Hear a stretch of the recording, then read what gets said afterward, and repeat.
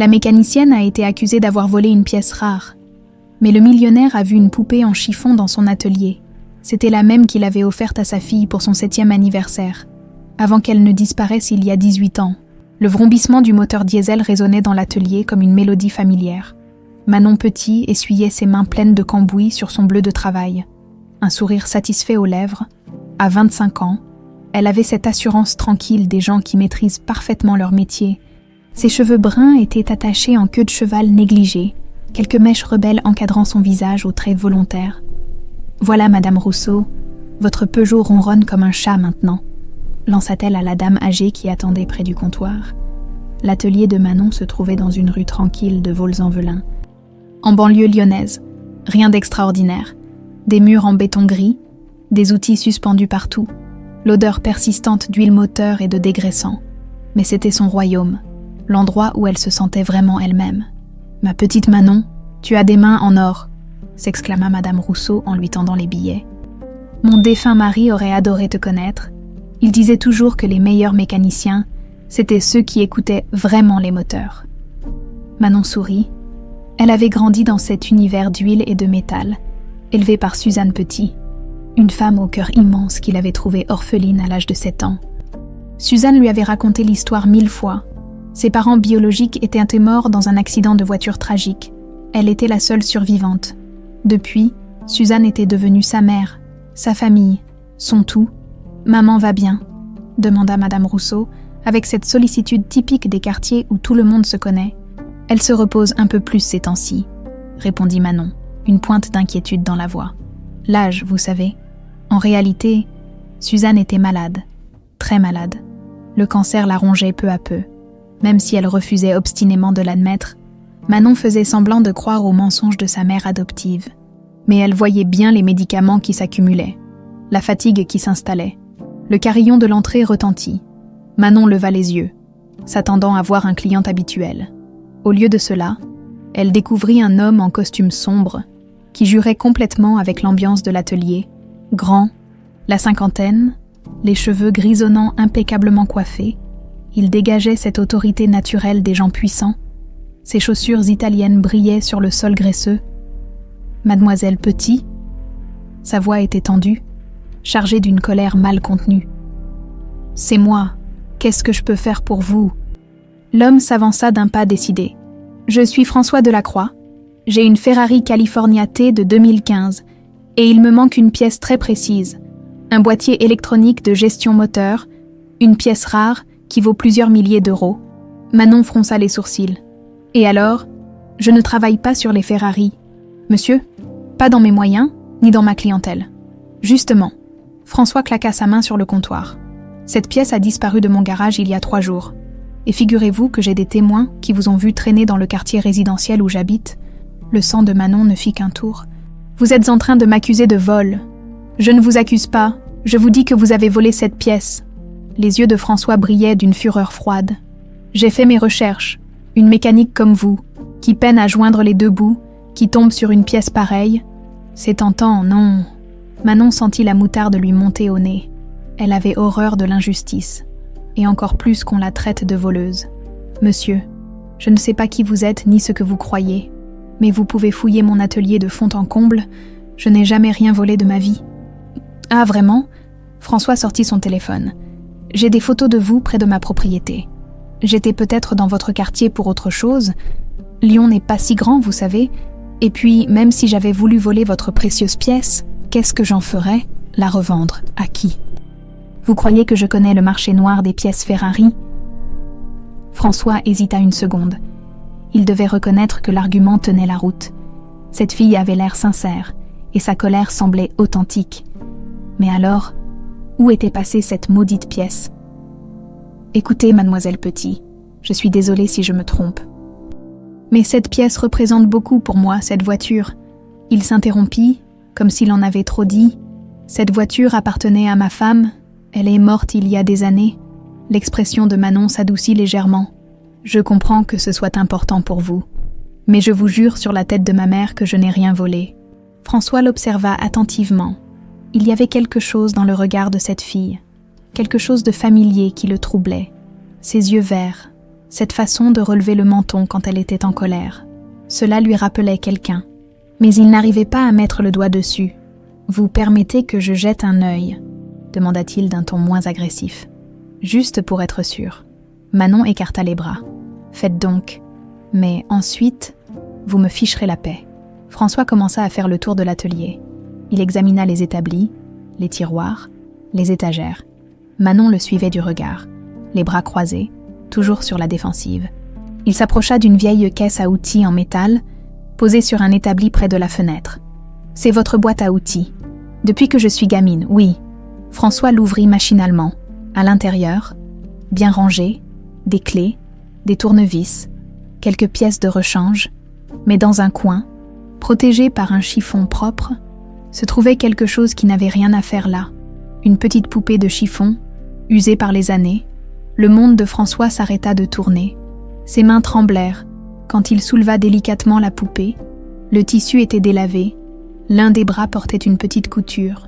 Réparation visible d'une ancienne déchirure. Mais ce qui lui coupa le souffle, ce fut la petite étiquette cousue à la main sur la robe. « Pour ma princesse, papa, où avez-vous eu ça ?» Sa voix n'était plus qu'un murmure. Manon se raidit. « Cette poupée m'appartient, rendez-la-moi. » « Non, vous ne comprenez pas. » François leva les yeux vers elle, et Manon fut saisie par la détresse qu'elle y lut. « Cette poupée, c'est moi qui l'ai faite, de mes propres mains. Je l'ai offerte à ma fille pour son 7e anniversaire. Votre fille. » Manon arracha la poupée des mains de François. « Vous délirez. Carmencita m'a toujours appartenu. Carmencita. » François vacilla. « C'est le nom que ma fille lui avait donné. Comment vous le savez ? Parce que c'est ma poupée. » Manon serrait l'objet contre sa poitrine. « Ma mère me l'a donnée quand j'étais petite. Elle m'a dit que c'était la seule chose qui avait survécu à l'accident de mes parents. » François la fixa intensément, les cheveux bruns, les yeux verts, cette façon de tenir la poupée. Soudain, tout s'emboîta. Le puzzle qu'il cherchait à résoudre depuis 18 ans. « Quel âge avez-vous » demanda-t-il d'une voix blanche. « Qu'est-ce que ça peut vous faire ?»« Répondez-moi. »« 25 ans. » François fit le calcul. Sa fille aurait exactement 25 ans aujourd'hui. Sa fille qui avait disparu mystérieusement un matin de printemps, il y a 18 ans. Sa fille qu'il n'avait jamais cessé de chercher. Mon Dieu. Il s'appuya contre l'établi. Élodie. De quoi vous parlez ? Vous êtes Élodie, vous êtes ma fille. Manon le regarda comme s'il était devenu fou. Vous avez perdu la tête. Ma mère s'appelle Suzanne Petit, et je suis Manon Petit. Non. François se rapprocha d'elle. Vous êtes Élodie de la Croix, et vous êtes ma fille. Manon recula d'un pas, serrant Carmencita contre elle comme un bouclier dérisoire. Vous êtes complètement malade, je ne vous connais pas. François la dévisageait avec une intensité dérangeante, comme s'il essayait de superposer un autre visage sur le sien. Les yeux, vous avez exactement les mêmes yeux qu'elle. Et cette façon de froncer les sourcils quand vous êtes en colère. Arrêtez. Manon recula encore, heurtant l'établi derrière elle. Je ne sais pas à quoi vous jouez, mais c'est fini. Sortez de mon atelier. Mais François ne bougeait pas. Il fixait la poupée avec une expression de douleur absolue. Ses mains tremblaient encore. Je l'ai cousue un soir de février, murmura-t-il, comme se parlant à lui-même. Élodie m'avait dit qu'elle voulait une poupée qui lui ressemble, avec des cheveux bruns et une robe rouge. J'avais passé 3 semaines à apprendre à coudre en secret. Mes doigts étaient couverts de petites blessures d'aiguilles. Malgré elle, Manon écoutait. Il y avait quelque chose dans la voix de cet homme. Une sincérité bouleversante qui la troublait. Elle était si heureuse ce matin-là, continua François, les larmes aux yeux. C'était le 15 avril 2006, son 7e anniversaire. Elle a sauté sur son lit en serrant Carmencita. En disant qu'elle ne s'en séparerait jamais, 3 jours plus tard, elle avait disparu. Non, Manon secoua la tête violemment. Non, vous inventez tout ça. Carmencita est à moi depuis toujours. Ma mère me l'a donnée quand j'étais petite. François s'approcha lentement, comme on approche un animal blessé. Regardez bien la couture sur le bras gauche. Vous voyez cette petite cicatrice dans le tissu ? Élodie était tombée de son vélo le lendemain de son anniversaire. La poupée était dans son panier. Elle s'est déchirée sur le guidon. J'ai passé toute la soirée à la réparer pendant qu'Élodie pleurait. Manon baissa malgré elle les yeux vers la poupée. La cicatrice était là, exactement où il l'avait décrite. Son cœur se mit à battre plus fort. « C'est une coïncidence », balbutia-t-elle. « Et ça ?» François pointa du doigt un petit fil doré, presque invisible, tissé dans les cheveux de la poupée. « C'est un cheveu d'Élodie. Je l'ai cousu dedans parce qu'elle voulait que Carmencita ait de vrais cheveux comme elle. » Vous en souvenez-vous ? Manon porta instinctivement sa main à ses propres cheveux, bruns, épais, exactement de la même couleur que le fil doré. « Arrêtez, je peux vous décrire chaque point de cette poupée, » insista François. La petite tache de peinture rouge sur la chaussure droite, parce qu'Élodie faisait de la peinture en tenant Carmencita. Le bouton de la robe qui est légèrement différent des autres, parce que j'avais cassé l'original et que j'ai dû le remplacer. Manon vérifia malgré elle. Tout était exact. Chaque détail correspondait parfaitement. Mais ça ne prouve rien, protesta-t-elle, bien que sa voix manque de conviction. Vous pourriez avoir vu cette poupée quelque part, avoir inventé une histoire. François sortit son portefeuille, d'une main tremblante. Il en extirpa une photo jaunie, pliée et repliée tant de fois qu'elle menaçait de se déchirer. Regardez, sur la photo, une petite fille aux cheveux bruns et aux yeux verts souriait à l'objectif. Elle tenait dans ses bras une poupée de chiffon rouge. La ressemblance avec Manon adulte était frappante. « C'est la dernière photo que j'ai prise d'elle », chuchota François. Le matin de sa disparition, elle voulait absolument emmener Carmencita au parc. Manon fixa la photo, le souffle coupé. C'était comme regarder dans un miroir temporel. La petite fille lui ressemblait trait pour trait. « Non, ce n'est pas possible », murmura-t-elle. « Je ne peux pas être. » « Si », François tendit une main hésitante vers elle. « Vous êtes ma fille, ma petite Élodie. Je ne suis pas votre fille. » Explosa Manon, faisant sursauter François. « Je suis Manon Petit. Ma mère, c'est Suzanne. Mes parents sont morts dans un accident. Je ne vous connais pas. » Elle se dirigea vers la porte, mais François la rattrapa. « Attendez, je sais que c'est difficile à accepter, mais... Lâchez-moi. » Manon se dégagea brutalement. « Vous êtes fou, complètement fou. » François recula, les mains levées en signe d'apaisement. « Je comprends votre choc.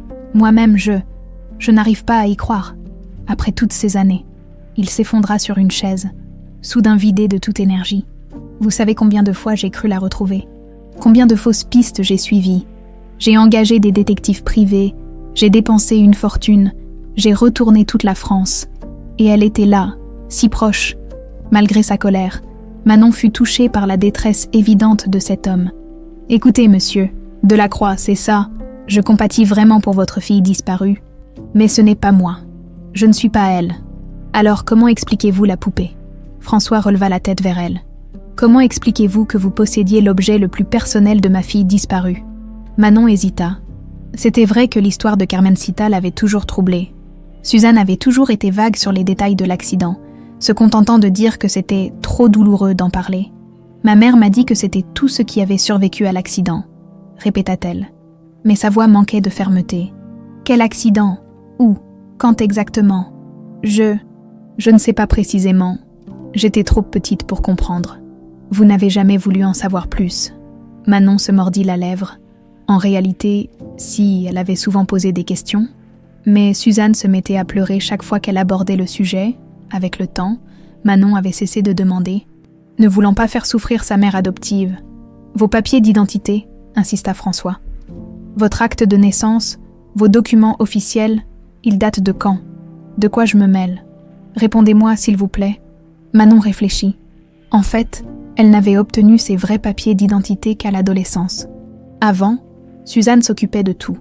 Elle se souvenait vaguement d'avoir dû refaire toutes les démarches administratives vers ses 14 ans, Suzanne expliquant que les anciens documents avaient été perdus dans un déménagement. « Écoutez, » dit François d'une voix plus douce, « je sais que c'est énorme.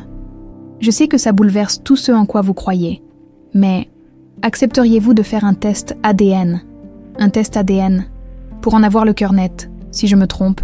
Si vous n'êtes pas Élodie, le test le prouvera, et je vous laisserai tranquille. Je vous présenterai même mes excuses, et je vous dédommagerai pour le dérangement. » Manon le dévisagea longuement, au fond d'elle. Quelque chose remuait, une petite voix qu'elle avait toujours ignorée, qui lui soufflait que certaines choses ne collaient pas dans son histoire personnelle. Les cauchemars récurrents qu'elle faisait enfant, où elle appelait papa dans une grande maison inconnue, les fois où Suzanne changeait de sujet quand elle parlait du passé, ces petits détails qu'elle avait préféré oublier. Si je fais ce test et qu'il prouve que vous vous trompez, dit-elle lentement, vous disparaîtrez de ma vie, je vous le promets. Et si? Elle déglutit péniblement. Et si vous avez raison? François la regarda avec un espoir infini dans les yeux. Alors j'aurais retrouvé la chose la plus précieuse que j'ai jamais perdue, ma fille. Manon serra Carmencita plus fort contre elle. La poupée avait toujours été son réconfort, son lien avec un passé flou. Et si ce passé était différent de ce qu'elle avait toujours cru? D'accord, dit-elle finalement. Faisons ce test, mais je vous préviens, quand il prouvera que je ne suis pas votre fille, je ne veux plus jamais vous voir. François hocha la tête, les larmes aux yeux. Entendu. Aucun d'eux ne savait que ce simple test allait faire exploser leur monde et révéler une vérité plus complexe et douloureuse qu'ils ne l'imaginaient. Le laboratoire d'analyse médicale sentait l'antiseptique et l'angoisse. Manon était assise sur une chaise en plastique, les mains crispées sur ses genoux, regardant l'infirmière préparer le matériel pour le prélèvement salivaire. François se tenait à quelques mètres, respectant la distance qu'elle avait exigée. « C'est complètement ridicule », marmonna-t-elle pour la 10e fois. « On perd notre temps. »« Peut-être », répondit François calmement. « Mais au moins, nous serons fixés. » L'infirmière, une femme d'une 50aine d'années au geste précis, s'approcha avec un petit tube stérilisé. « Mademoiselle, si vous voulez bien cracher dans ce récipient. » Manon s'exécuta, le cœur battant malgré sa certitude. François fit de même quelques minutes plus tard.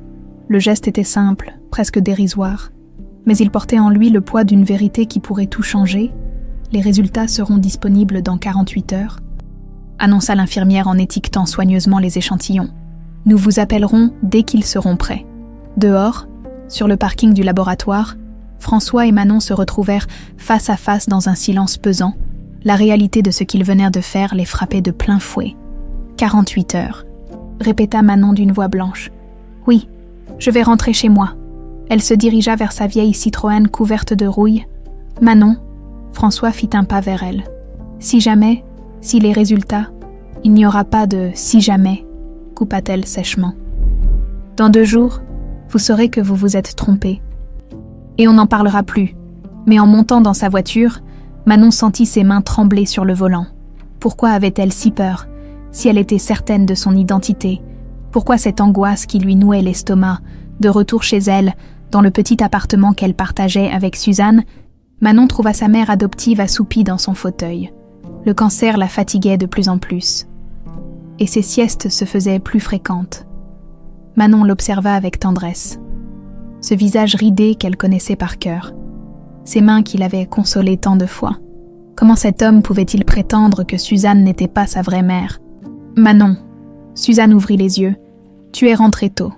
J'avais fini plus tôt que prévu. Manon s'assit sur la coudoir du fauteuil. Maman, j'ai besoin de te poser une question. Suzanne se redressa légèrement, une lueur d'inquiétude dans les yeux. Qu'est-ce qu'il y a, ma chérie?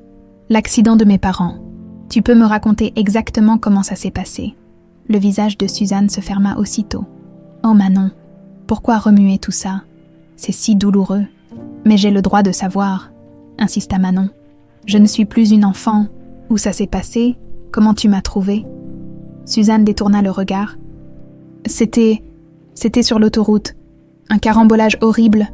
Tes parents n'ont pas survécu. Mais toi, tu étais miraculeusement indemne. Tu ne te souvenais de rien. Tu étais en état de choc. Et mes documents, mes papiers d'identité, tout avait brûlé dans la voiture. Suzanne parlait de plus en plus vite, comme récitant une leçon apprise. Il a fallu tout refaire. C'est pour ça qu'on a eu tant de mal avec l'administration. Manon fronça les sourcils. Cette version des faits lui avait toujours semblé étrange. Mais enfant, elle n'avait jamais osé creuser. Et Carmencita, comment elle a survécu si tout avait brûlé? Suzanne tressaillit imperceptiblement. Elle était tombée de la voiture avant l'incendie. Un miracle. Maman, Manon prit les mains de Suzanne dans les siennes. Tu me dis la vérité. Les yeux de Suzanne se remplirent de larmes. Bien sûr que oui. Comment peux-tu en douter? Tu es ma fille. Manon, tu l'as toujours été. Mais quelque chose dans sa voix, une fêlure presque imperceptible, fit naître un doute terrible dans l'esprit de Manon. Les 48 heures qui suivirent furent un enfer. Manon ne parvenait plus à se concentrer sur son travail. Elle scrutait chaque geste de Suzanne, chaque hésitation dans ses réponses, cherchant des indices qu'elle avait peut-être négligés pendant des années. François, de son côté, ne tenait plus en place. Il avait annulé tous ses rendez-vous d'affaires, incapable de penser à autre chose qu'à cette possibilité inouïe, retrouver sa fille après 18 ans de recherches acharnées. Il passait son temps à regarder les photos d'Élodie enfant, comparant chaque trait avec le visage de Manon adulte. Plus il y réfléchissait, plus la ressemblance lui paraissait évidente. Cette façon de plisser les yeux quand elle réfléchissait, ce petit pli au coin de la bouche quand elle était contrariée. Exactement comme Élodie, le deuxième jour, vers 15 heures, son téléphone sonna. « Monsieur Delacroix, ici le laboratoire biomédical, vos résultats sont prêts. » François sentit son cœur s'arrêter. « Et nous préférons vous les communiquer en personne. Pouvez-vous passer dans l'après-midi ?» 1 heure plus tard, François et Manon se retrouvèrent dans le bureau du médecin biologiste, assis côte à côte mais séparés par un abîme d'appréhension. Le docteur Martineau, un homme chauve aux lunettes épaisses, tenait leur dossier d'un air grave. « J'ai rarement eu à annoncer des résultats aussi. »« Extraordinaire !» commença-t-il. « Mademoiselle Petit, Monsieur Delacroix, les analyses ADN sont formelles. » Manon retint son souffle.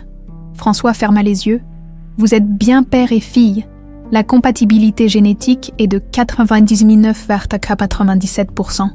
Il n'y a aucun doute possible. » Le silence qui suivit fut assourdissant. Manon sentit le monde basculer autour d'elle. Ses certitudes, sa vie entière, tout s'effondrait d'un coup. « Non, » murmura-t-elle. « Non, c'est impossible. Mademoiselle, je comprends votre choc, mais la science ne ment pas. Monsieur Delacroix est indiscutablement votre père biologique. » François ouvrit les yeux. Et Manon y lut une joie immense, mêlée d'incrédulité. « Élodie, ma petite Élodie. »« Je ne suis pas Élodie » hurla Manon en bondissant de sa chaise. « Je suis Manon, Manon Petit. » Elle se rua vers la sortie, mais François la rattrapa dans le couloir. « Attendez, je sais que c'est difficile. Mais lâchez-moi. » Manon le repoussa violemment. « C'est un mensonge, une erreur. Élodie, s'il vous plaît, arrêtez de m'appeler comme ça. » Les autres patients dans la salle d'attente se retournèrent vers eux. Manon réalisa qu'elle était en train de faire une scène, mais elle s'en fichait. Son monde s'écroulait. « Ma fille. » François tendit une main tremblante vers elle. « Ma petite fille. J'ai tellement rêvé de ce moment. » « Vous rêvez. » Manon recula, les larmes aux yeux. « Je ne suis pas votre fille. Ma mère, c'est Suzanne. C'est elle qui m'a élevée, qui m'a aimée, vous. Vous n'êtes qu'un étranger. Mais le test, je me fiche du test. » Elle essuya rageusement ses larmes. « Il y a une erreur, c'est tout. » François la regarda s'éloigner, le cœur brisé. Il venait de retrouver sa fille, mais elle le rejetait. Après 18 ans de souffrance, il découvrait qu'Élodie était vivante, mais qu'elle refusait de le reconnaître. Manon rentra chez elle en conduisant comme une folle. Les larmes l'aveuglant à demi, elle claqua la porte d'entrée si fort que Suzanne sursauta dans son fauteuil. « Manon, qu'est-ce qui se passe ? Dis-moi la vérité. » Manon se planta devant sa mère adoptive. « Dis-moi qui je suis vraiment. » Suzanne pâlit. « Qu'est-ce que tu veux dire ? » « Le test ADN. J'ai fait un test ADN avec cet homme, et il prétend être mon père. Dis-moi que c'est faux. Dis-moi que tu es ma vraie mère. » Suzanne ferma les yeux, et quand elle les rouvrit, Manon y lut une détresse infinie. « Ma chérie, assois-toi. »« Non. Réponds-moi. »« Manon. » La voix de Suzanne n'était plus qu'un souffle. « Tu es ma fille. Peut-être pas par le sang, mais tu es ma fille. Tu l'as toujours été. » Et dans cette phrase, Manon comprit que sa vie venait de basculer pour toujours, 18 ans plus tôt, avril 2006. Claire Delacroix se regardait dans le miroir de sa chambre, une main posée sur son ventre encore plat, 3 mois de grossesse. Dans 6 mois, elle donnerait naissance à l'héritier Delacroix, le vrai héritier. Mais il y avait un problème. Élodie, cette petite peste de 7 ans qui courait partout dans la maison avec sa poupée ridicule, qui appelait François papa avec cette adoration béate, qui était déjà désignée comme l'héritière principale de l'empire familial. Claire serrait les dents à chaque fois qu'elle voyait François porter sa fille sur ses épaules, à chaque fois qu'il disait « Quand Élodie reprendra l'entreprise, son fils ne serait jamais qu'un second plan tant qu'Élodie serait dans le décor. » Ce matin-là, pendant que François était en voyage d'affaires à Londres, Claire avait pris sa décision. Elle avait rendez-vous avec Jacqueline, la nounou d'Élodie, dans un café discret de la banlieue lyonnaise. Jacqueline était une femme de 45 ans, veuve, sans enfant, qui s'occupait d'Élodie depuis ses 3 ans. Claire savait qu'elle avait des dettes, des problèmes d'argent depuis la mort de son mari, Madame Delacroix. Jacqueline se leva nerveusement quand Claire entra dans le café. « Asseyez-vous, Jacqueline. » Claire s'installa en face d'elle, sortant une enveloppe de son sac. « J'ai une proposition à vous faire. Je vous écoute. » Claire posa l'enveloppe sur la table. 50 000 €, cash. Les yeux de Jacqueline s'écarquillèrent. Pourquoi ? Pour emmener Élodie faire une promenade demain matin et ne jamais revenir. Jacqueline blêmit. Vous voulez que je veux que ma fille disparaisse. Définitivement. Claire se pencha vers elle. Vous la conduirez à des gens que je connais. Ils s'occuperont d'elle. Elle aura une nouvelle vie, loin d'ici. Mais, c'est de l'enlèvement. C'est une adoption non officielle. Claire mentait avec un aplomb terrifiant. Ces gens rêvent d'avoir un enfant. Ils l'aimeront. Ils prendront soin d'elle. Jacqueline secoua la tête. Je ne peux pas faire ça. C'est de la folie. Claire poussa l'enveloppe vers elle. 50 000 €, Jacqueline. De quoi rembourser toutes vos dettes et recommencer une nouvelle vie, et personne ne vous soupçonnera jamais. François vous fait confiance aveuglément. Jacqueline regardait l'enveloppe comme si elle contenait du poison. Et Élodie. Elle oubliera. Les enfants oublient vite. Dans quelques mois, elle aura de nouveaux parents et sera parfaitement heureuse. Monsieur Delacroix va devenir fou. Il adore cette petite. Ah, il s'en remettra. Claire haussa les épaules. Et puis, il aura bientôt un nouveau bébé pour le consoler. Jacqueline hésitait encore. Claire sortit une deuxième enveloppe. 100 000 €, c'est ma dernière offre. L'argent était tentant, terriblement tentant. Jacqueline vivait dans un studio minable. Enchaînait les petits boulots pour survivre. Avec cette somme, elle pourrait enfin respirer. Ces gens, ils la traiteront bien, comme une princesse. Nouveau mensonge de Claire. En réalité, elle avait contacté un réseau de trafiquants qui ferait disparaître l'enfant vers l'étranger. Élodie ne serait qu'un fantôme du passé. Jacqueline prit l'enveloppe d'une main tremblante. « D'accord, mais je veux votre parole que rien de mal ne lui arrivera. Vous avez ma parole. » Le lendemain matin, Jacqueline emmena Élodie au parc comme d'habitude. La petite fille gambadait devant elle, serrant Carmencita contre son cœur, bavardant joyeusement de ses projets pour la journée. « Jacqueline, on pourra nourrir les canards. »« Oui, ma chérie. »« Et après, on rentrera voir papa. »« Peut-être, ma chérie. » Mais au lieu de se diriger vers le parc, Jacqueline prit la direction de la gare. Elle avait rendez-vous avec les adoptants de Claire dans une station-service sur l'autoroute A6. Élodie commença à s'inquiéter quand elle vit les panneaux autoroutiers. « Jacqueline, on va où ? On va voir des amis, ma chérie. »« Quels amis ?» Jacqueline ne répondit pas, dans son sac. L'argent de Claire semblait peser des tonnes. Chaque kilomètre parcouru lui donnait envie de vomir. Arrivées à la station-service, elles attendirent près des pompes. Élodie, fatiguée par le voyage, s'était endormie dans ses bras. Carmencita serrée contre elle. Une fourgonnette sombre s'arrêta près d'elle. 2 hommes en descendirent. Jacqueline reconnut immédiatement leur type. Des voyous, des hommes sans scrupules, pas du tout les gentils adoptants décrits par Claire. « C'est elle ?» demanda le plus grand des deux, un homme au crâne rasé et aux bras couverts de tatouages. Jacqueline serra Élodie plus fort. « Où vous l'emmenez ? Ça te regarde pas ? File-nous la gosse et tire-toi. Attendez. » Jacqueline recula d'un pas. « Madame Delacroix m'a dit que vous étiez un couple qui voulait adopter. » Les 2 hommes éclatèrent de rire. « Adopter ? Tu rêves, ma vieille. Cette petite, elle va rapporter gros sur le marché. » Le sang de Jacqueline se glaça. Le marché. Quel marché ? Devine. Jacqueline comprit avec horreur qu'elle avait été manipulée. Claire ne voulait pas faire adopter Élodie. Elle voulait la vendre à des trafiquants d'enfants. Non. Elle serra Élodie encore plus fort. « Je ne vous la donne pas. » L'homme au crâne rasé fit un pas vers elle. « Écoute-moi bien, tu nous donnes la gosse gentiment ou on te la prend de force, à toi de voir. » Élodie se réveilla à ce moment-là, alertée par les voix hostiles.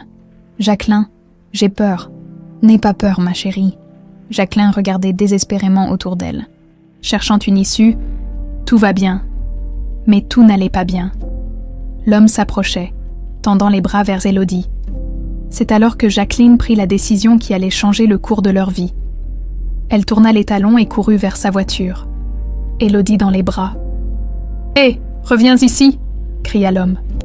Mais Jacqueline était déjà au volant.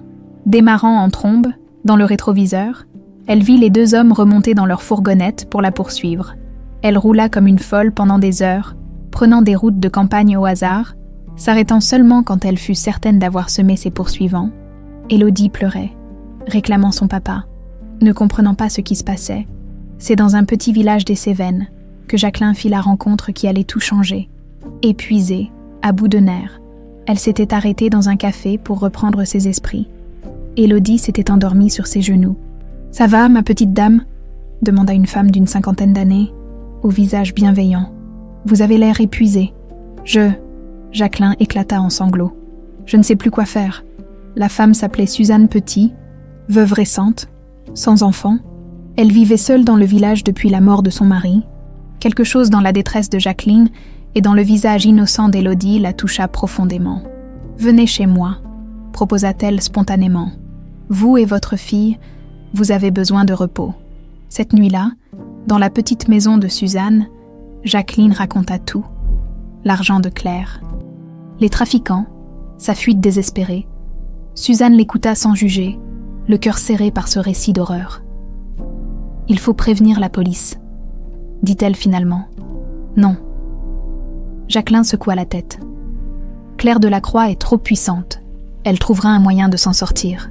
Et Élodie finira quand même entre les mains de ces monstres. » « Alors que proposez-vous » Jacqueline regarda Élodie qui dormait paisiblement sur le canapé, Carmencita dans les bras. « Gardez-la. »« Quoi ? Vous êtes seule, sans famille. Elle aussi. Maintenant, prenez-la. Aimez-la comme votre propre fille. Personne ne viendra la chercher ici. » Suzanne était bouleversée. « Mais c'est impossible. Ses parents. Son père la croit morte. Sa belle-mère veut qu'elle disparaisse. Si vous ne la prenez pas, elle finira vraiment morte. » Suzanne regarda la petite fille endormie. Quelque chose en elle, un instinct maternel qu'elle avait cru éteint, se réveilla brutalement. « Et vous ? Moi, je suis malade. » Jacqueline toussa, un goût de sang dans la bouche. « Cancer du poumon. J'en ai pour quelques mois, tout au plus. C'est pour ça que j'avais besoin d'argent, pour mes traitements. » Le lendemain matin, Élodie se réveilla dans cette maison inconnue, auprès de cette femme qu'elle ne connaissait pas. Jacqueline lui expliqua, avec des mots d'enfant, qu'elle allait vivre ici maintenant, que Suzanne allait être sa nouvelle maman. « Et papa ? Je veux mon papa. »« Papa est parti très loin, ma chérie. Mais Suzanne va prendre soin de toi. » En quelques semaines, Suzanne créa une nouvelle identité pour Élodie. Manon Petit, sa fille adoptive. Jacqueline mourut 3 mois plus tard, emportant le secret avec elle. Suzanne éleva Manon avec tout l'amour d'une vraie mère, inventant l'histoire de l'accident pour expliquer son passé. Et peu à peu, Élodie Delacroix disparut pour laisser place à Manon Petit. Mais Claire n'avait jamais su que son plan avait échoué. Elle avait cru qu'Élodie était morte et s'en était contentée. Jusqu'à aujourd'hui, le silence dans le petit salon était assourdissant. Manon fixait Suzanne, espérant encore une explication, un démenti, n'importe quoi qui pourrait effacer les mots qu'elle venait d'entendre. « Tu savais ?» Sa voix n'était qu'un murmure. « Tu as toujours su que je n'étais pas ta fille. » Suzanne ferma les yeux, les larmes coulant librement sur ses joues creusées par la maladie. « Manon, ma chérie, ne m'appelle pas comme ça !» explosa Manon. « Comment tu peux dire que tu m'aimes alors que toute ma vie est un mensonge ?»« Parce que je t'aime. » Suzanne se redressa péniblement dans son fauteuil. « Plus que tout au monde, tu es ma fille, peut-être pas de sang, mais de cœur. » Manon se leva brusquement, faisant les 100 pas dans la petite pièce. 18 ans de mensonges, chaque fois que je te demandais qui étaient mes parents. Tu inventais, je te protégeais. Me protéger de quoi ? De la vérité, de mon vrai père qui me cherchait partout. Suzanne eut un sanglot. Tu ne comprends pas ? Si tu savais ce qui t'est vraiment arrivé, alors raconte-moi. Manon s'agenouilla devant le fauteuil. Pour une fois dans ta vie, dis-moi la vérité. C'est ainsi que Suzanne raconta tout. Jacqueline, Claire, la fuite, les trafiquants d'enfants. Chaque mot était comme un coup de poignard dans le cœur de Manon. Sa vie entière avait été construite sur un drame qu'elle n'avait jamais soupçonné. « Jacqueline t'a sauvée », conclut Suzanne d'une voix brisée. « Et moi, j'ai accepté de t'élever parce que je t'aimais déjà. Dès que je t'ai vue, j'ai su que tu étais ma fille. » Manon resta silencieuse un long moment, digérant ses révélations. Et la lettre. Quelle lettre? Jacqueline. Elle a dû laisser quelque chose, une explication. Suzanne détourna le regard. « Je ne vois pas de quoi tu parles. Maman. » Manon saisit les mains de Suzanne. « S'il te plaît, plus de mensonges. » Suzanne soupira profondément.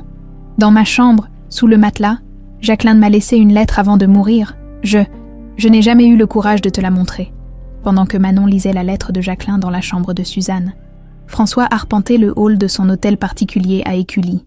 Depuis la révélation du test ADN, il ne tenait plus en place. Sa fille était vivante. Après 18 ans de cauchemar, elle était vivante. Mais elle le rejetait, et il ne pouvait pas la blâmer. Dans son esprit, il était un étranger qui venait bouleverser sa vie. Monsieur, Julien, son fils de 28 ans, descendait l'escalier en marbre. « J'ai entendu du bruit, tout va bien ?» François se tourna vers lui. Julien avait hérité des traits fins de sa mère Claire, mais son regard bleu était celui des Delacroix, un bon garçon, même s'il avait toujours vécu dans l'ombre d'Élodie disparue. « Julien, j'ai quelque chose d'important à te dire. »« Quoi encore ?» Julien soupira. « Si c'est pour l'entreprise, ça peut attendre demain. Ta sœur est vivante. » Julien s'immobilisa au milieu de l'escalier. « Pardon. Élodie, je l'ai retrouvée. Elle s'appelle Manon maintenant. Elle vit à Vaux-en-Velin. Elle est mécanicienne. Papa. » Julien descendit lentement les dernières marches. « Tu vas bien, tu n'as pas bu. Je suis parfaitement sobre. » François sortit son téléphone, montrant la photo qu'il avait prise discrètement de Manon dans l'atelier. « Regarde, c'est elle, c'est Élodie. » Julien observa la photo, troublé malgré lui par la ressemblance. Même si c'était vrai, comment peux-tu en être sûr? Test ADN. 99,97% de compatibilité. Julien s'effondra dans un fauteuil. Pendant 28 ans, il avait été le seul héritier de la Croix. Certes, il avait toujours vécu avec le fantôme d'Élodie. Mais au fond, il s'était habitué à être le fils unique. Et maintenant, elle va revenir vivre ici, demanda-t-il d'une voix neutre. Je ne sais pas. François s'assit en face de lui. Elle me déteste. Elle refuse de me reconnaître comme son père. Je peux la comprendre. François fronça les sourcils. Qu'est-ce que tu veux dire? Papa, tu imagines? Sa vie entière s'écroule d'un coup. La famille qu'elle connaît, son identité, tout est remis en question. C'est normal qu'elle résiste. Tu as raison. François soupira. Mais que dois-je faire? La laisser venir à toi, ne pas la brusquer. François hocha la tête. Son fils avait peut-être raison. Mais comment rester patient quand on venait de retrouver ce qu'on croyait perdu à jamais? Le lendemain matin, Manon ouvrit son atelier comme d'habitude. Mais elle avait les traits tirés d'une nuit blanche. La lettre de Jacqueline avait confirmé tout ce que Suzanne lui avait raconté. Elle était bien Élodie Delacroix, la fille d'un homme qu'elle avait brutalement rejeté. Vers 10 heures, elle entendit une voiture se garer devant l'atelier. Par la fenêtre, elle reconnut la BMW noire de François. Son cœur se serra. Il entra doucement, presque timidement. « Bonjour, Manon. Qu'est-ce que vous voulez ?»« Vous parlez. Juste vous parler. » Manon continua à travailler sur le moteur qu'elle avait sous les mains. « Il n'y a rien à dire. »« Si. » François s'approcha. « Je sais que vous avez parlé à Suzanne. Je sais maintenant ce qui s'est vraiment passé. » Manon se figea. « Et alors ? Alors je veux que vous sachiez que je ne vous en veux pas. De me rejeter, je veux dire, je comprends. » « Ah oui. » Manon se tourna vers lui, la colère au ventre. « Vous comprenez quoi exactement? Que pour vous, je ne suis qu'un étranger qui débarque dans votre vie en prétendant être votre père, que Suzanne est la seule mère que vous ayez jamais connue, que tout ça doit être terrifiant. » Manon fut surprise par la justesse de ses mots. « Effectivement. Mais vous devez aussi savoir que pas un jour ne s'est passé sans que je pense à vous, sans que je vous cherche. » Il sortit une photo de son portefeuille, pas celle d'Élodie enfant, mais une photo plus récente. On y voyait François dans son bureau, entouré de cartons d'archives, de photos, de documents. Ça, c'est mon bureau à la maison, depuis 18 ans. J'y passe mes soirées à éplucher les rapports des détectives privés, à examiner chaque piste, chaque témoignage. J'ai dépensé une fortune, j'ai remué ciel et terre. Malgré elle, Manon était touchée. Pourquoi vous me montrez ça? Pour que vous compreniez que vous n'avez jamais été oublié, jamais abandonné. Si j'avais su où vous étiez, je serais venu vous chercher le jour même. François marqua une pause, puis ajouta « Votre chambre, elle existe encore. Exactement comme vous l'aviez laissée. Ma chambre. Rien n'a été touché. Vos jouets, vos livres, vos dessins sur les murs. Tout est resté en place, au cas où vous reviendriez. » Cette fois, Manon sentit les larmes monter. L'image de cette chambre figée dans le temps, d'un père qui avait refusé de faire son deuil, la bouleversait malgré elle. « Qu'est-ce que vous voulez de moi ?» demanda-t-elle d'une voix étranglée. « Rien. » François recula d'un pas. « Je veux juste être là. Vous prouver que vous pouvez compter sur moi, si vous avez besoin de quelque chose. N'importe quoi. Je n'ai besoin de rien. Votre atelier. » François regarda autour de lui. « Les affaires marchent bien. Ça vous regarde ? » ?»« Non, mais... » Il hésita. « Si jamais vous aviez des difficultés financières, des investissements à faire, je ne veux pas de votre argent. Ce n'est pas de la charité, c'est un père qui veut aider sa fille à réussir. » Manon le fixa longuement. « Vous ne comprenez pas. Suzanne m'a élevée pour être indépendante, fière. Je ne dois rien à personne. Et c'est tout à votre honneur. » François sourit tristement. « Mais accepter de l'aide ne fait pas de vous quelqu'un de faible. Cela fait de vous quelqu'un de pragmatique. » Il posa une carte de visite sur l'établi. « Mon numéro, si jamais vous changez d'avis. » Après son départ, Manon fixa la carte pendant de longues minutes. Malgré sa colère, malgré sa résistance, quelque chose en elle était ébranlé. Et quand Madame Rousseau arriva pour récupérer sa Peugeot, elle la trouva en larmes dans son atelier. « Ma petite Manon, qu'est-ce qui se passe ?»« Madame Rousseau. » Manon essuya ses yeux. « Comment on fait quand toute sa vie devient un mensonge ? On respire, ma chérie. On respire. Et on avance.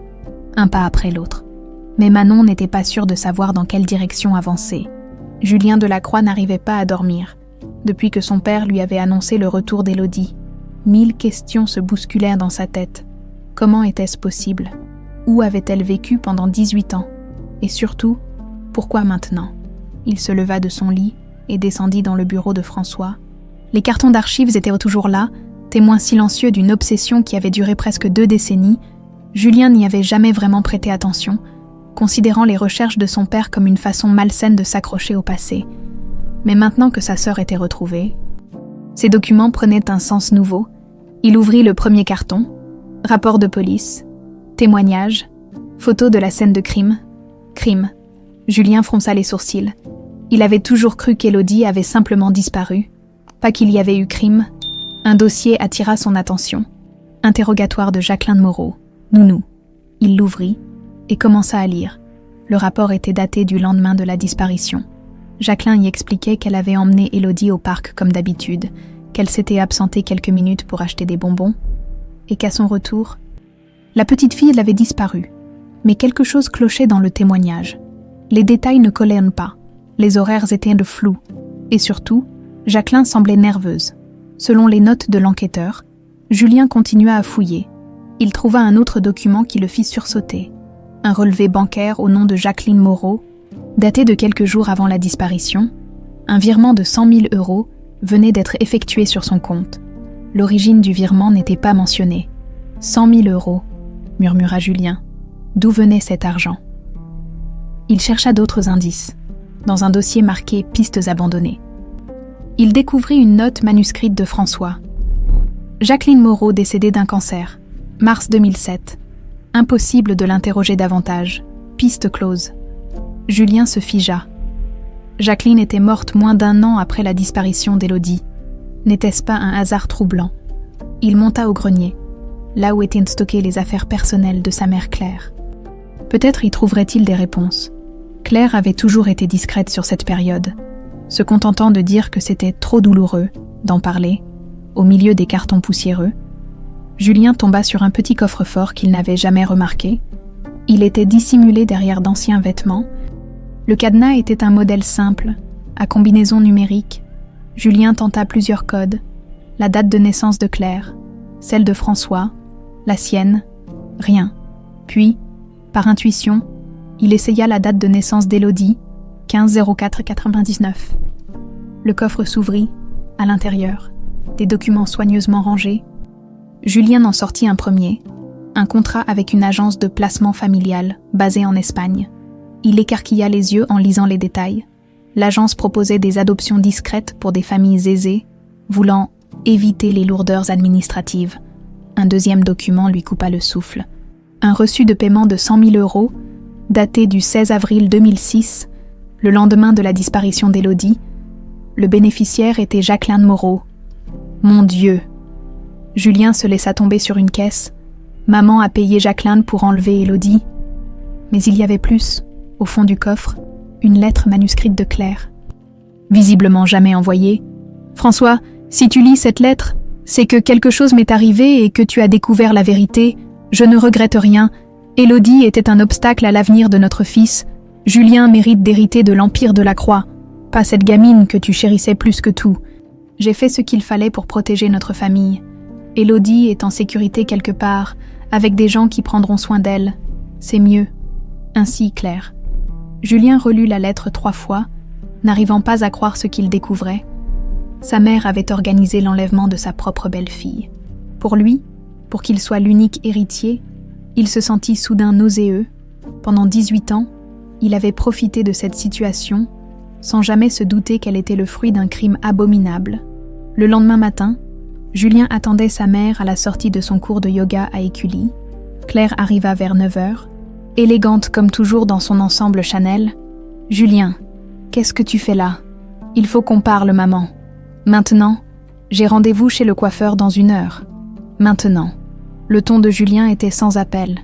Ils s'installèrent dans un café proche. Claire commanda un thé vert. Julien un double expresso. Il avait besoin de caféine pour affronter ce qui l'attendait. « Maman, papa a retrouvé Élodie. » Claire faillit recracher sa gorgée de thé. « Pardon.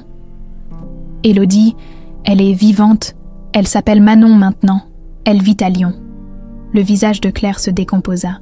« C'est impossible. » « Pourquoi ce serait impossible, maman ?» Julien la fixait intensément. « À moins que tu saches quelque chose qu'on ignore. Je ne vois pas de quoi tu parles. » Julien sortit de sa poche la lettre qu'il avait trouvée dans le coffre. « Alors explique-moi ça. » Claire pâlit en reconnaissant son écriture. « Où tu as trouvé ça ? » « Dans ton coffre au grenier, avec le reçu du paiement à Jacqueline et le contrat avec l'agence espagnole. » Claire ferma les yeux. Son secret venait d'exploser au grand jour. « Maman ?» La voix de Julien tremblait. « Dis-moi que ce n'est pas vrai. Dis-moi que tu n'as pas fait enlever Élodie. » Un long silence s'installa. Claire rouvrit les yeux, et Julien y lut une détermination froide qui le glaça. « Si, je l'ai fait. Pourquoi ?» Le mot sortit comme un cri de douleur. « Pour toi. » Claire se pencha vers lui. « Pour que tu aies ta place dans cette famille. » François était obsédé par cette gamine. Il ne voyait que par elle. Tu n'étais qu'un second plan. Toujours. Mais c'était ma sœur, ta demi-sœur. Claire haussa les épaules. Et maintenant, grâce à ce que j'ai fait, tu es le PDG adjoint de Delacroix Industries. Tu as tout ce que tu mérites. Julien la regardait comme si elle était devenue folle. Maman, tu te rends compte de ce que tu dis? Tu as détruit la vie de papa. Tu as fait enlever une enfant de 7 ans. Une enfant qui allait t'empêcher d'avoir ton héritage légitime. Tais-toi. Julien frappa la table du poing, faisant sursauter les autres clients. Tu me rends malade. Julien, calme-toi. Me calmer. Il se leva brusquement. Pendant 18 ans, j'ai vu papa dépérir à cause de ta disparition. J'ai grandi avec le fantôme d'une sœur que je croyais morte. Et tout ça, c'était ton œuvre. J'ai fait ça par amour pour toi. Ce n'était pas de l'amour. C'était de l'égoïsme. Julien la fixa avec dégoût. Et Jacqueline, qu'est-ce qui lui est arrivé? Claire détourna le regard. Elle est morte de maladie? Cancer? Tu l'as tuée? Bien sûr que non. Claire sembla sincèrement choquée. Je ne suis pas un monstre. Ah non. Alors qu'est-ce que tu es? Claire se redressa, retrouvant sa prestance habituelle. Je suis une mère qui a protégé son fils. Et je le referai si c'était à refaire. Cette phrase acheva de briser quelque chose en Julien. Il réalisa qu'il ne connaissait pas sa mère, qu'elle était capable de tout pour arriver à ses fins. Papa sait. Bien sûr que non. Et tu ne lui diras rien. Détrompez-vous, madame. Julien ramassa les documents sur la table. Il va tout savoir. Julien, réfléchis. Si cette histoire sort, c'est toute la famille qui coulera. L'entreprise, notre réputation, ton avenir, mon avenir. Julien eut un rire amer. Mon avenir construit sur l'enlèvement de ma sœur. Non merci. Il se dirigea vers la sortie, mais Claire le rattrapa par le bras. Julien, je t'en supplie, lâche-moi. Il se dégagea. Tu as eu 18 ans pour avouer. Maintenant, c'est trop tard. Qu'est-ce que tu vas faire? Julien la regarda une dernière fois. Ce que j'aurais dû faire depuis longtemps, protéger ma sœur. En sortant du café, Julien avait pris sa décision. Il allait tout dire à François, et ensemble, ils protégeraient Manon de Claire, car maintenant qu'Élodie était de retour, sa mère était capable de tout pour l'éliminer définitivement. Il ne savait pas encore à quel point il avait raison. François était dans son bureau quand Julien fit irruption, les documents de Claire à la main. Son visage était livide, ses mains tremblaient. « Papa, il faut que tu t'assoies. »« Julien, qu'est-ce qui se passe? Tu as l'air... »« Assieds-toi. »« S'il te plaît. » François obéit, inquiet par l'expression de son fils. Julien posa les documents sur le bureau, respirant profondément avant de parler. « Papa, Élodie n'a pas disparu. Elle a été enlevée par maman. » Le silence qui suivit fut assourdissant. François fixa les papiers sans les voir, comme si les mots de Julien n'arrivaient pas à son cerveau. « Qu'est-ce que tu viens de dire ?»« Maman a payé Jacqueline 100 000 € pour enlever Élodie. J'ai trouvé les preuves dans son coffre personnel. » François saisit le reçu de paiement, la lettre manuscrite, le contrat avec l'agence espagnole. Ses mains se mirent à trembler de plus en plus fort à mesure qu'il lisait. « Non, » murmura-t-il, « ce n'est pas possible. Claire ne ferait jamais. »« Si, papa, elle l'a fait, et elle me l'a avoué ce matin. » François leva des yeux incrédules vers son fils. « Elle te l'a avoué, mot pour mot. Elle a dit qu'elle l'avait fait pour moi, pour que je sois l'unique héritier. Elle a dit qu'elle recommencerait si c'était à refaire. » François s'effondra dans son fauteuil. 18 ans de souffrance. 18 ans à se demander ce qui était arrivé à sa petite fille. Et la responsable dormait dans son lit chaque nuit. « Claire !» Il prononça le prénom comme un poison. « Ma propre femme. Papa, il y a autre chose. » Julien hésita. « Je pense qu'elle va essayer de faire du mal à Manon. Maintenant qu'Élodie est de retour, elle va vouloir l'éliminer définitivement. » François releva brusquement la tête. « Qu'est-ce qui te fait dire ça ?» Son regard ce matin, sa façon de parler d'Élodie comme d'un obstacle, papa. Cette femme est dangereuse.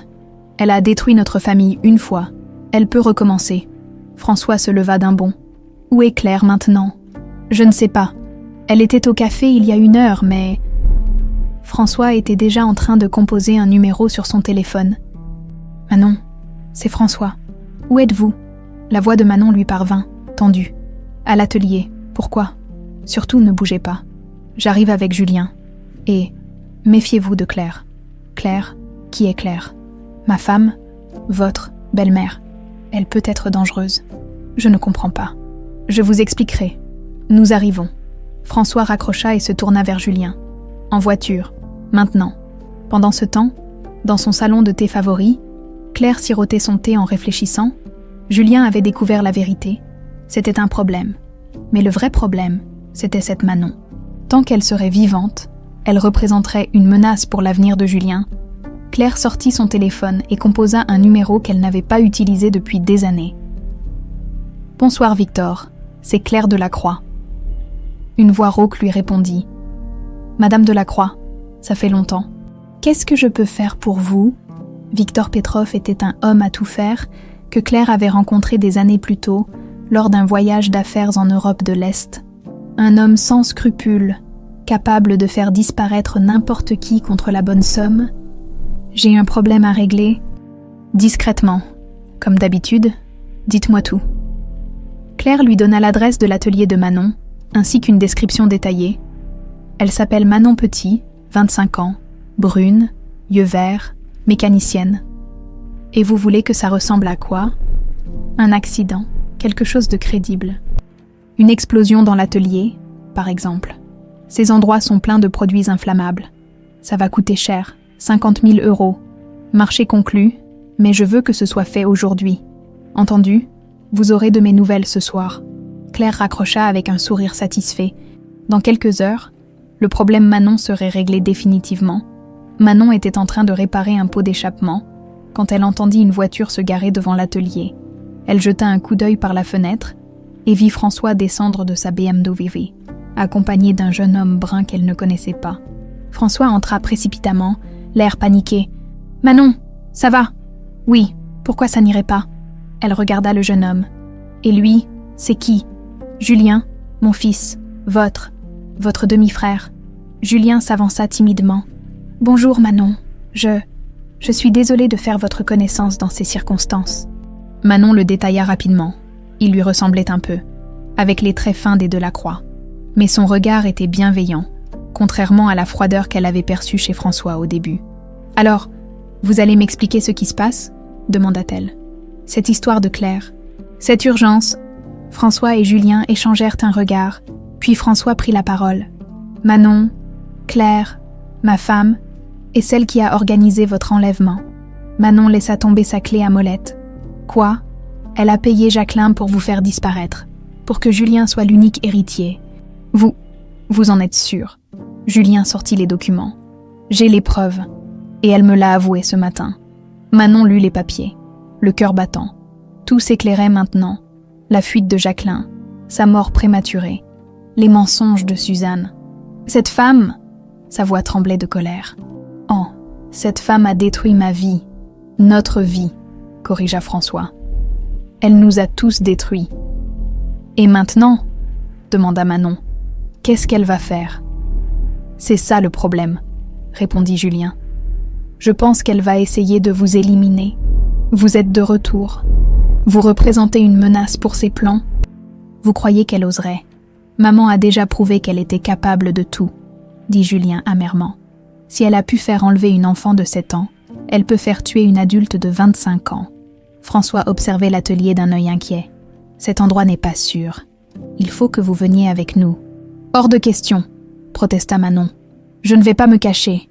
Manon, soyez raisonnable. Non, j'en ai assez qu'on décide de ma vie à ma place. Suzanne l'a fait par amour, cette Claire l'a fait par haine, et maintenant vous voulez le faire par protection. Ça suffit. » Un bruit de moteur à l'extérieur interrompit leur dispute. Une camionnette noire venait de se garer dans la rue. Un homme en descendit, portant une valise métallique. François fronça les sourcils. « Vous attendez quelqu'un ?» ?»« Non. » L'homme s'approchait de l'atelier d'un pas décidé. Quelque chose dans son allure mit François en alerte. « Julien, emmène Manon par derrière. »« Tout de suite. »« Pourquoi ? » ?»« Maintenant. » L'homme poussa la porte de l'atelier. Il était grand, massif, avec le regard froid des tueurs professionnels, dans sa main, un pistolet équipé d'un silencieux. « Manon Petit. » François se plaça instinctivement devant elle. « Qui êtes-vous ? Écartez-vous. »« Monsieur, je n'ai rien contre vous. »« Papa !»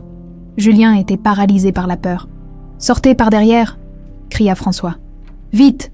L'homme leva son arme. « Personne ne sort. » C'est à ce moment-là que Manon réagit. Elle saisit un bidon d'essence et le lança vers l'homme, qui l'esquiva de justesse. Le liquide se répandit sur le sol. « Courez !» hurla-t-elle.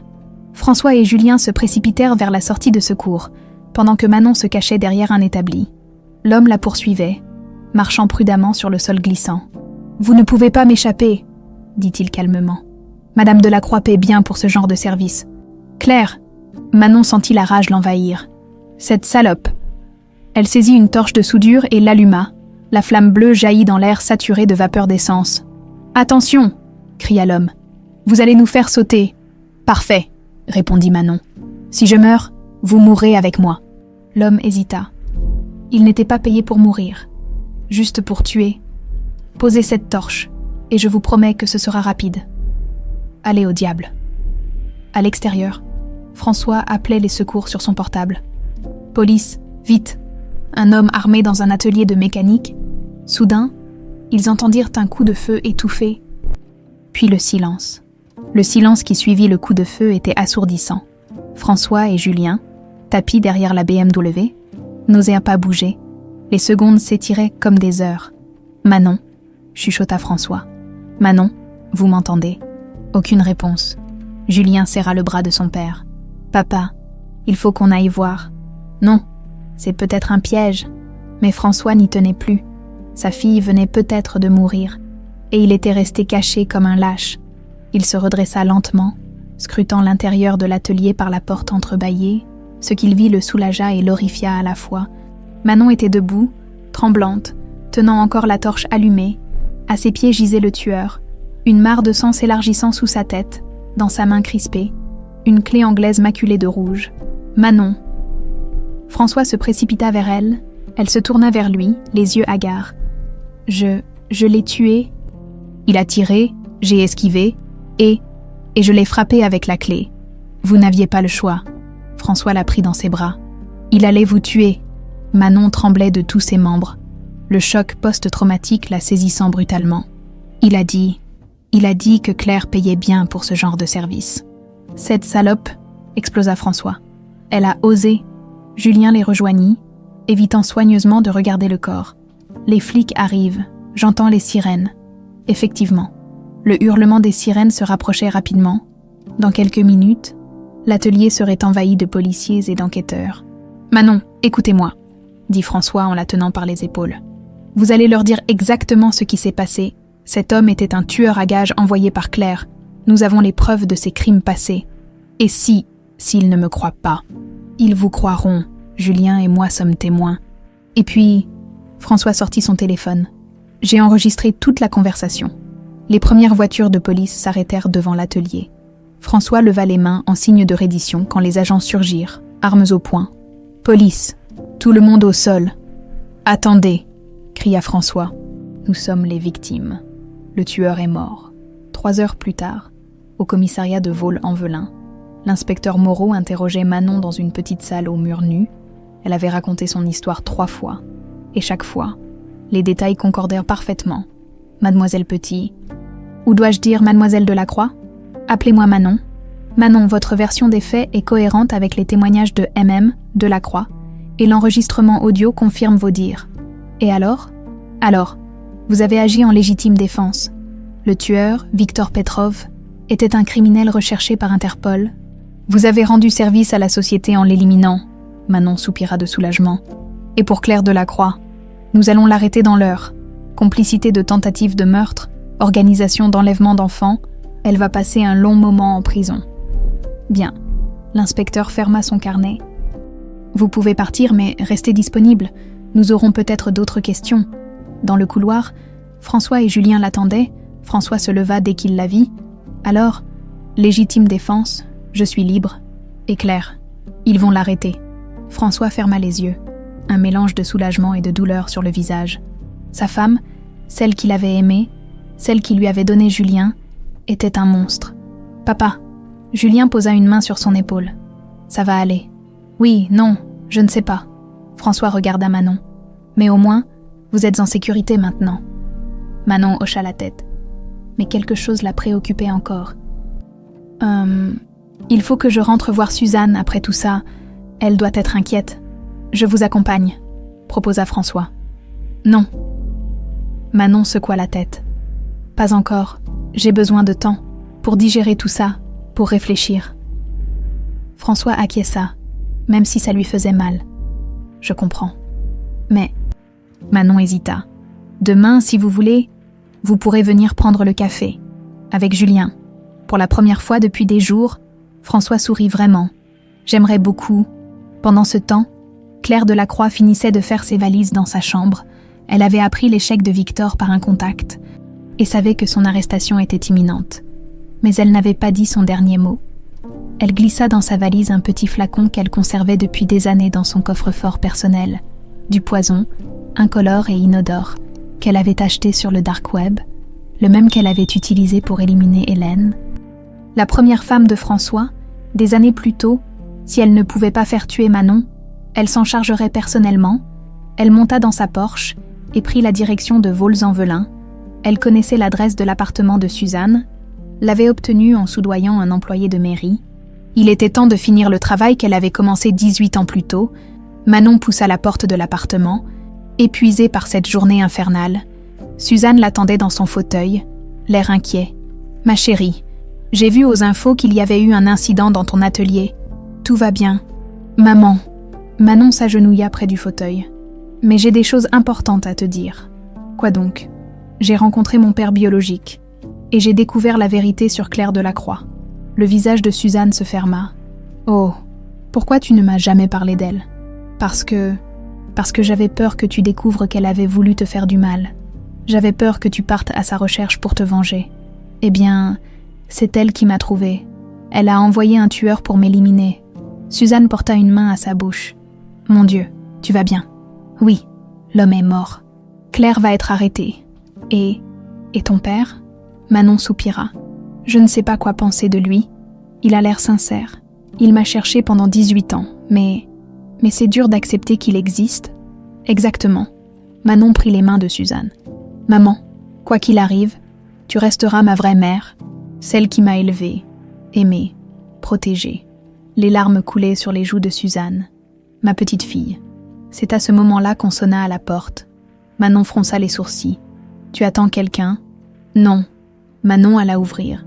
Sur le palier se tenait une femme élégante d'une 50aine d'années, aux cheveux blonds impeccables et au regard glacial. Bonsoir, Élodie. Manon recula instinctivement. Vous êtes Claire Delacroix, ta belle-mère, celle que tu as tant voulu rencontrer. Claire poussa Manon et entra dans l'appartement. Dans sa main, elle tenait un petit pistolet. Où est la vieille? Laissez Suzanne tranquille. Elle n'a rien fait. Elle t'a volé à ta vraie famille. C'est suffisant. Claire avança dans le salon, où Suzanne tentait de se lever de son fauteuil. Toi, siffla Claire, grâce à toi, mon plan parfait a été ruiné. Votre plan. Suzanne se redressa dignement malgré sa faiblesse. Votre plan était de faire tuer une enfant.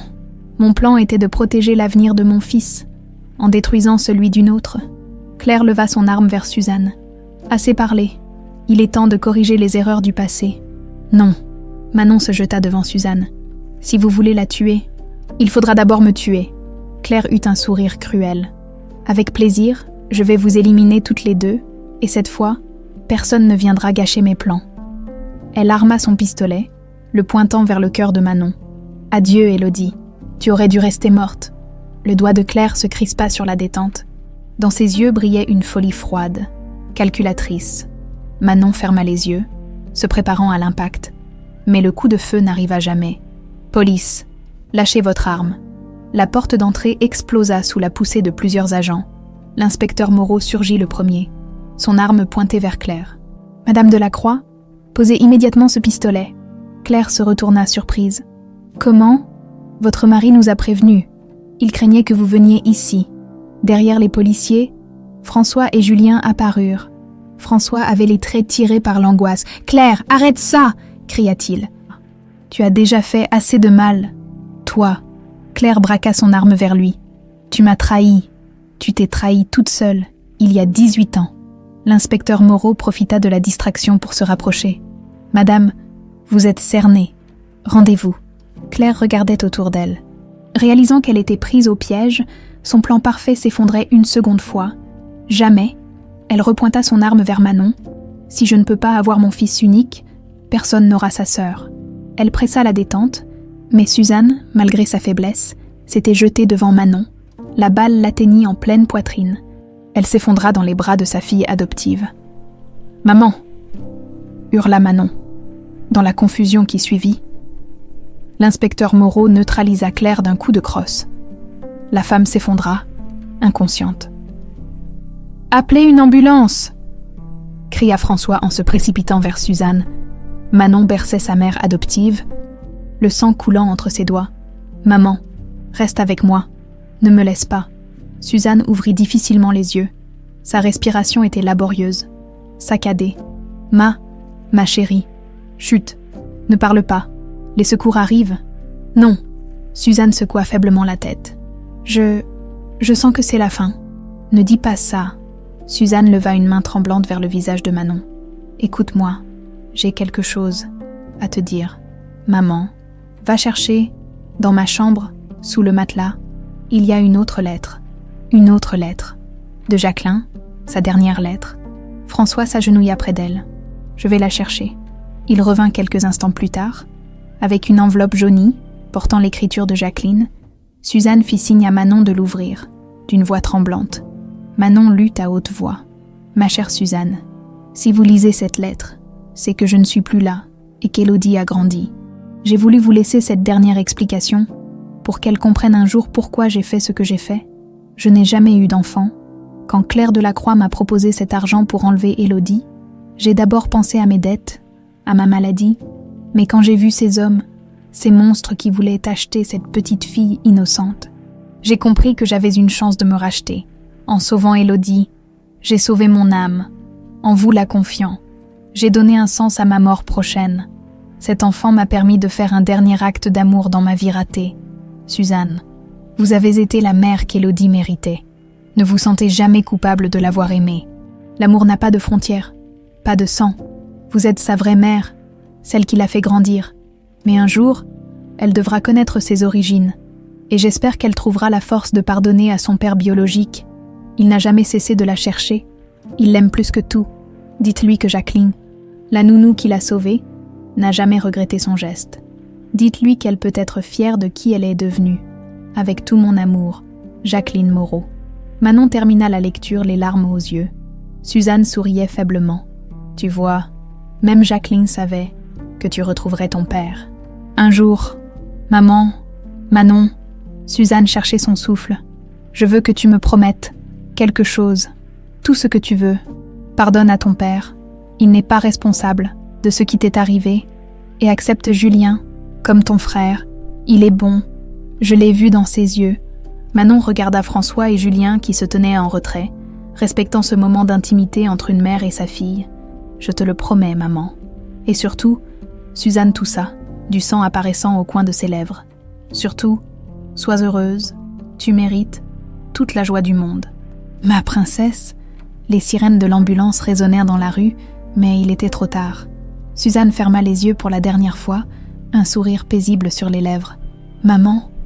Manon secoua doucement le corps inerte. « Maman, réveille-toi !»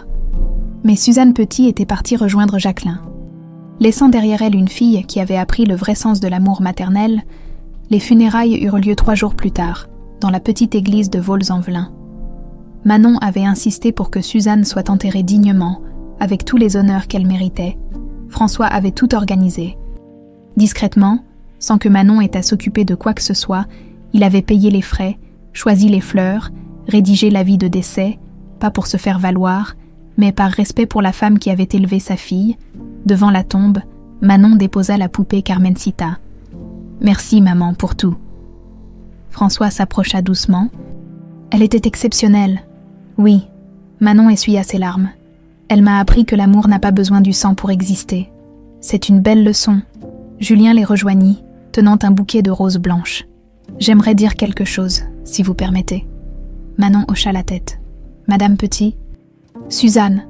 Julien déposa les fleurs sur la tombe. Merci d'avoir protégé ma sœur quand nous n'étions pas là. Merci de l'avoir aimée comme votre propre fille. Grâce à vous, elle est devenue la femme formidable qu'elle est aujourd'hui. Ces mots simples touchèrent Manon au cœur, pour la première fois. Elle regarda vraiment Julien comme son frère. « Merci », murmura-t-elle, en repartant du cimetière. François osa enfin poser la question qui lui brûlait les lèvres. « Manon, accepteriez-vous de venir dîner à la maison demain soir ?»« À la maison. Je sais que c'est difficile, mais j'aimerais vous montrer votre ancienne chambre, vos affaires d'enfant, et puis... » Il hésita. « J'aimerais qu'on apprenne à se connaître vraiment. » Manon réfléchit. Suzanne lui avait fait promettre de pardonner, d'accepter sa famille retrouvée, et au fond, elle en avait envie aussi. D'accord, mais à une condition. Laquelle ?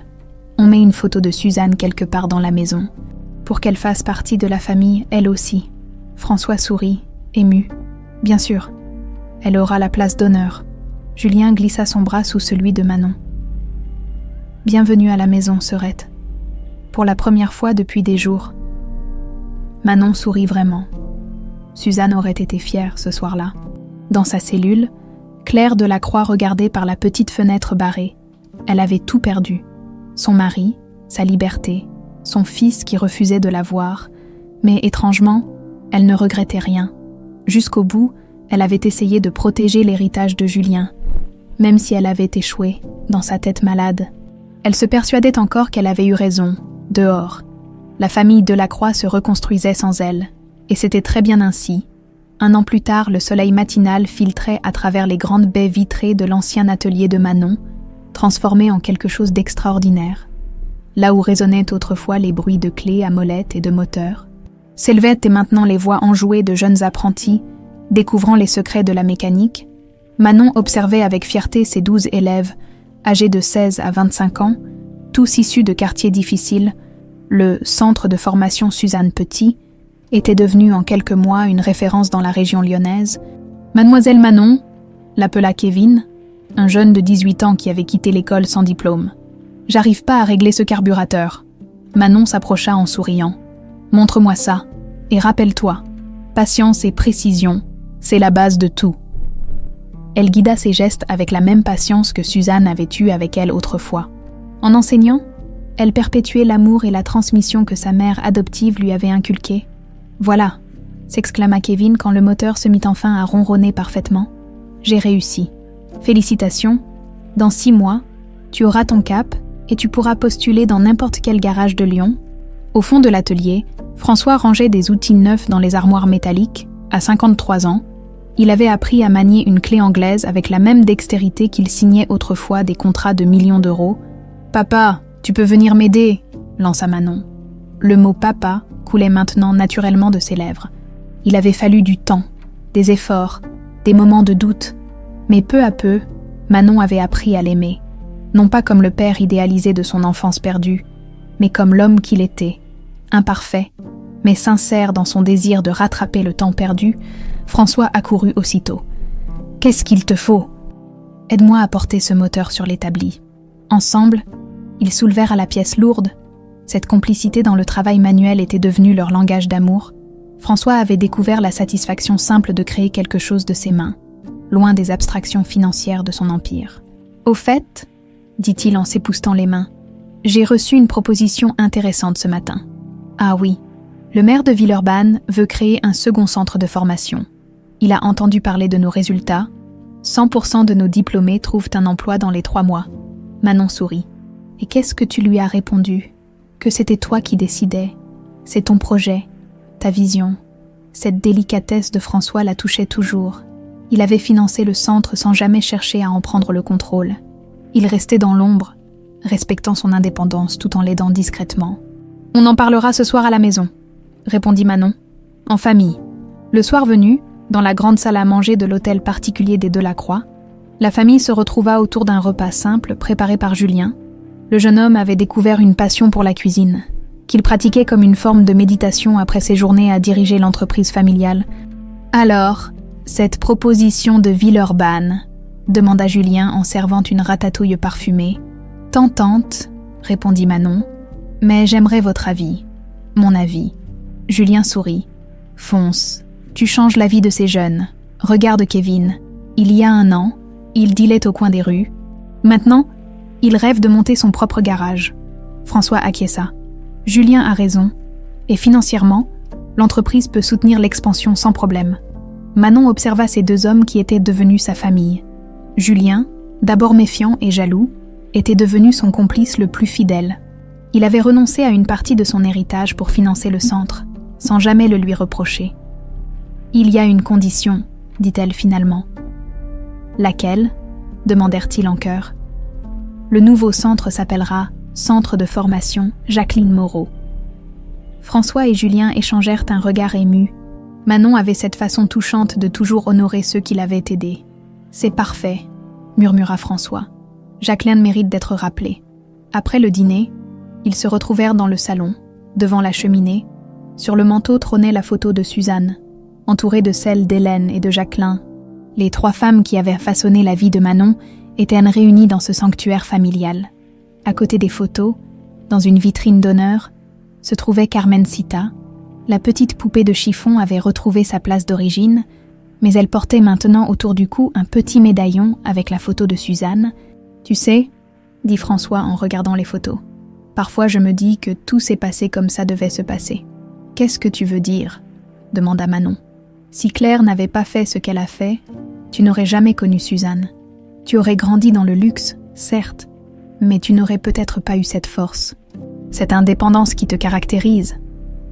Manon réfléchit. C'est vrai que Suzanne m'a appris des valeurs que je n'aurais pas apprises ailleurs. Et nous, ajouta Julien, on n'aurait jamais découvert ce qui était vraiment important dans la vie. Avant ton retour, on vivait dans une bulle dorée, sans contact avec la réalité. C'était vrai. Le retour de Manon avait bouleversé leur existence de riches oisifs. François avait réduit ses activités professionnelles pour se consacrer au centre de formation. Julien dirigeait maintenant l'entreprise familiale en privilégiant les investissements socialement responsables. Et Claire, demanda Manon. Des nouvelles ? François soupira. Elle a été condamnée à 20 ans de prison, complicité d'enlèvement, tentative de meurtre, empoisonnement d'Hélène. La justice a été sévère. Elle le mérite, dit Julien avec amertume. J'ai honte d'être son fils. Non, répliqua Manon fermement. Tu n'es pas responsable de ses actes. Tu as choisi d'être différent. C'est ça qui compte. Julien lui sourit avec gratitude. Sa sœur avait cette sagesse qui l'impressionnait toujours. Au fait, dit François, j'ai quelque chose pour toi. Il se leva et revint avec un écrin de velours bleu. C'était la bague de ta mère biologique, Hélène. Elle avait demandé qu'on te la donne quand tu serais adulte. Manon ouvrit l'écrin. À l'intérieur se trouvait une bague en or ornée d'une émeraude, simple mais élégante. Elle est magnifique. Hélène disait que l'émeraude était la pierre de l'espoir. Elle espérait que tu la porterais un jour. Manon glissa la bague à son doigt. Elle lui allait parfaitement, comme si elle avait été taillée pour elle. Maintenant, j'ai un peu de chacune d'entre elles avec moi, murmura-t-elle en touchant le médaillon de Suzanne et en regardant la bague d'Hélène. Tard ce soir-là, Manon monta dans sa chambre, sa vraie chambre d'enfant, qu'elle avait finalement accepté de réintégrer après des mois de va-et-vient entre l'appartement de Suzanne et la maison familiale. François avait eu raison. Rien n'avait bougé. Les peluches, les livres, les dessins au mur. Tout était resté figé depuis ces 7 ans. Mais maintenant, la pièce avait retrouvé vie. Manon y avait ajouté ses affaires d'adulte, créant un pont entre son passé et son présent. Sur sa table de nuit, elle avait disposé les lettres de Jacqueline, qu'elle relisait parfois pour se rappeler le sacrifice de cette femme qui l'avait sauvée. Elle s'assit à son ancien bureau d'enfant et ouvrit son journal intime, une habitude qu'elle avait reprise depuis quelques mois. Cher journal, aujourd'hui, 1 an après la mort de maman Suzanne, je peux enfin dire que je suis heureuse, vraiment heureuse. J'ai trouvé ma place entre mes 2 familles, celle du cœur et celle du sang. Papa et Julien font partie de ma vie maintenant, et je ne peux plus imaginer vivre sans eux. Le centre marche au-delà de toutes nos espérances.